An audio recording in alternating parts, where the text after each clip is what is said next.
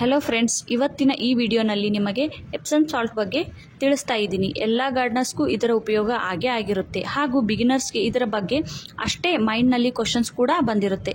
Epsom salt ಅಂದರೆ ಇದು ಉಪ್ಪ ಅಥವಾ ಬೇರೆ ವಸ್ತುನ, ಇದರಿಂದ ಗಿಡಗಳಿಗೆ ನಾವು ಯಾವ ರೀತಿ ಹಾಕಬಹುದು, ಇದನ್ನಷ್ಟೇ ಗಿಡಕ್ಕೆ ಹಾಕಬೇಕಾ ಅಥವಾ ಬೇರೆ ಫರ್ಟಿಲೈಸರ್ ಜೊತೆ ಇದನ್ನು ಮಿಕ್ಸ್ ಮಾಡಿ ಹಾಕಬಹುದಾ, ಗಿಡಕ್ಕೆ ಯಾವಾಗ ಹೇಗೆ ಯೂಸ್ ಮಾಡಬೇಕು, ಎಷ್ಟು ಕ್ವಾಂಟಿಟಿನಲ್ಲಿ ಯೂಸ್ ಮಾಡಬೇಕು ಅನ್ನೋದ್ರ ಬಗ್ಗೆ ಕ್ಲಿಯರ್ ಆಗಿ ನಾನು ಈ ವಿಡಿಯೋನಲ್ಲಿ ತಿಳಿಸ್ತಿದ್ದೀನಿ.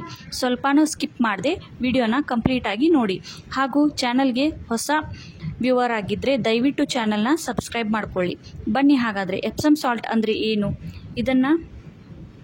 ಇದು ನೋಡೋಕ್ಕೆ ಹೇಗಿರುತ್ತೆ ಅಂತಂದರೆ, ನೋಡೋಕ್ಕೆ ಅಡುಗೆಗೆ ಹಾಕೋ ಉಪ್ಪಿನ ಹಾಗೆ ಕಂಡ್ರೂ ಇದು ಉಪ್ಪು ಅಲ್ಲ, ಹಾಗೂ ಟೇಸ್ಟ್ ಕೂಡ ಅಡುಗೆ ಉಪ್ಪಿನ ಹಾಗೆ ಇರೋದಿಲ್ಲ.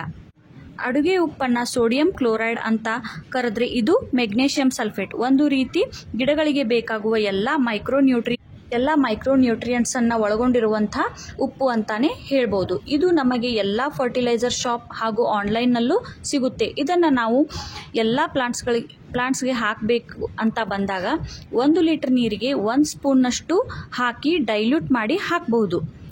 ಮಣ್ಣಿನಲ್ಲಿ ಹಾಗೂ ಸ್ಪ್ರೇ ಎರಡೂ ರೀತಿಯಲ್ಲಿ ಇದನ್ನು ಉಪಯೋಗಿಸಬಹುದು. ದೊಡ್ಡ ಪಾಟ್ಗಳಿಗೆ 1 ಲೀಟರ್ ನೀರಿಗೆ 1 ಸ್ಪೂನ್ನಷ್ಟು ಮಿಕ್ಸ್ ಮಾಡಿ ಹಾಕಬೇಕು. ಹಾಗೂ ಚಿಕ್ಕ ಚಿಕ್ಕ ಗಿಡಗಳು ಹಾಗೂ ಬೀಜಗಳಿಂದ ಬೆಳೆದಂತಹ ಅಥವಾ ಜರ್ಮಿನೇಟ್ ಆಗಿರುವಂತಹ ಸ್ಯಾಪ್ಲಿಂಗ್ಸ್ಗಳಿಗೆ 1 ಲೀಟರ್ ನೀರಿಗೆ ಅರ್ಧ ಚಮಚದಷ್ಟು ಎಪ್ಸಮ್ ಸಾಲ್ಟ್ ಹಾಕಿ ಚೆನ್ನಾಗಿ ಮಿಕ್ಸ್ ಮಾಡಿ ಕೊಡಬಹುದು. ಗಿಡಗಳಲ್ಲಿ ಎಲೆಗಳು ಹಳದಿ ಬಣ್ಣಕ್ಕೆ ತಿರುಗ್ತಾ ಇದ್ದರೆ, ಎಲೆಗಳಲ್ಲಿ ಶೈನಿಂಗ್ ಕಡಿಮೆ ಆಗಿದ್ರೆ, ಕರ್ಲಿಂಗ್ ಸಮಸ್ಯೆ ಆಗಿದ್ರೆ ಇದನ್ನು ಸ್ಪ್ರೇ ಮಾಡಬಹುದು. ಜೊತೆಗೆ ಗಿಡದಲ್ಲಿ ಹೊಸ ಚಿಗುರು ಬಂದಾಗ ಫ್ರೆಶ್ ಲಶ್ ಗ್ರೀನ್ ಆಗಿ ಎಲೆಗಳು ಬಂದಾಗ, ಎಲೆಗಳು ಹಾಗೂ ನ್ಯೂ ಶೂಟ್ಸ್ ಹೆಲ್ದಿಯಾಗಿ ಬರಬೇಕು ಅಂತಂದರೆ ವಾರಕ್ಕೊಮ್ಮೆ ಎಪ್ಸಮ್ ಸಾಲ್ಟ್ ಸೊಲ್ಯೂಷನನ್ನು ಗಿಡಗಳಿಗೆ ಮುಂಜಾನೆ ಅಥವಾ ಸಾಯಂಕಾಲ ಸ್ಪ್ರೇ ಮಾಡ್ತಾ ಹೋಗಬೇಕು. ಇದನ್ನು indoor, outdoor, seasonal flower plants ಹಾಗೂ ಎಲ್ಲ ಟೈಮ್ ಫ್ಲವರಿಂಗ್ ಪ್ಲಾಂಟ್ಸ್ಗಳಿಗೆ ಸ್ಪ್ರೇ ಮಾಡೋದ್ರಿಂದ ಎಲೆಗಳು ಫ್ರೆಶ್ ಆಗಿ ಹಾಗೂ ಗ್ರೀನ್ ಆಗಿ ಕಾಣುತ್ತೆ. ಎಲೆಗಳು ಗ್ರೀನ್ ಆಗಿರಬೇಕು ಅಂತಂದರೆ ಅದಕ್ಕೆ ಕಾರಣ ಕ್ಲೋರೋಫಿಲ್. ಇದಿಲ್ಲ ಅಂತಂದರೆ ಗಿಡಗಳು ಹಸಿರಾಗಿರೋಕ್ಕೆ ಸಾಧ್ಯ ಇಲ್ಲ. ಗಿಡಗಳು ತನ್ನ ಆಹಾರ ಕೂಡ ತಯಾರಿಸಿಕೊಳ್ಳೋಕೆ ಸಾಧ್ಯನೇ ಇಲ್ಲ. ಹಾಗಾಗಿ ಕ್ಲೋರೋಫಿಲ್ ಅಂತಂದರೆ ಎಲೆಗಳಲ್ಲಿ ಗ್ರೀನ್ ಪಿಗ್ಮೆಂಟ್ ಇದು ಸೂರ್ಯನ ಬೆಳಕನ್ನು ಹೀರಿಕೊಂಡು ಆಹಾರ ತಯಾರಿಸುತ್ತೆ. ಇದನ್ನು ಫೋಟೋಸಿಂಥಸಿಸ್ ಕ್ರಿಯೆ ಅಂತ ಕೂಡ ಕರೀತಾರೆ. ಕ್ಲೋರೋಫಿಲ್ ಇರದೇ ಹೋದರೆ ಎಲೆಗಳು ಫುಡ್ ರೆಡಿ ಮಾಡ್ಕೊಳ್ಳೋಕೆ ಆಗಲ್ಲ. ಮತ್ತು ಇದು ಮೆಗ್ನೀಷಿಯಂ ಡೆಫಿಷಿಯನ್ಸಿಯಿಂದ ಆಗುತ್ತೆ. ಗಿಡದ ಗ್ರೋತ್ ಕೂಡ ನಿಲ್ಲುತ್ತೆ. ಎಲೆಗಳು ಎಲ್ಲೋ ಆಗ್ತಿದ್ರೆ ಎಲೆಗಳಲ್ಲಿ ಸಣ್ಣ ಎಲ್ಲೋ ಆಗುತ್ತೆ. ಎಲೆಗಳಲ್ಲಿ ಸಣ್ಣ ಹೋಲ್ಗಳಿರುತ್ತೆ. ಅದನ್ನು ಪೋರ್ಸ್ ಅಂತ ಕೂಡ ಕರೀತಾರೆ. ಇದರ ಮೂಲಕ ಎಪ್ಸಮ್ ಸಾಲ್ಟ್ ಸ್ಪ್ರೇ ಮಾಡಿದಾಗ ಕ್ಲೋರೋಫಿಲ್ ಇಂಪ್ರೂವ್ ಆಗುತ್ತೆ.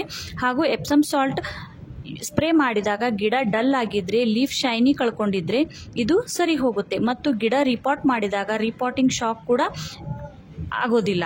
ಹೊಸ ಮಣ್ಣು ಮತ್ತು ವಾತಾವರಣಕ್ಕೆ ಗಿಡಗಳು ಹೊಂದಿಕೊಳ್ಳೋಕೆ ಎಪ್ಸಮ್ ಸಾಲ್ಟ್ ಕೂಡ ಒಂದು ರೀತಿ ಸಹಾಯ ಮಾಡುತ್ತೆ. ಇದು ಫುಲ್ ಆರ್ಗ್ಯಾನಿಕ್ ಆಗಿದ್ದು ಎಲ್ಲ ಗಿಡಕ್ಕೆ ಯೂಸ್ ಮಾಡಬಹುದು. ಮಣ್ಣಿನಲ್ಲಿ ಎಪ್ಸಮ್ ಸಾಲ್ಟನ್ನು ಹಾಕೋದ್ರಿಂದ pH ಲೆವೆಲ್ ಕೂಡ ಮೇಂಟೈನ್ ಮಾಡಬಹುದು. ಮಣ್ಣಿನಲ್ಲಿ ಡೈರೆಕ್ಟ್ ಎಪ್ಸಮ್ ಸಾಲ್ಟ್ ಹಾಕಿದರೆ ಚೆನ್ನಾಗಿ ನೀರು ಹಾಕೋದನ್ನು ಮರಿಬಾರ್ದು.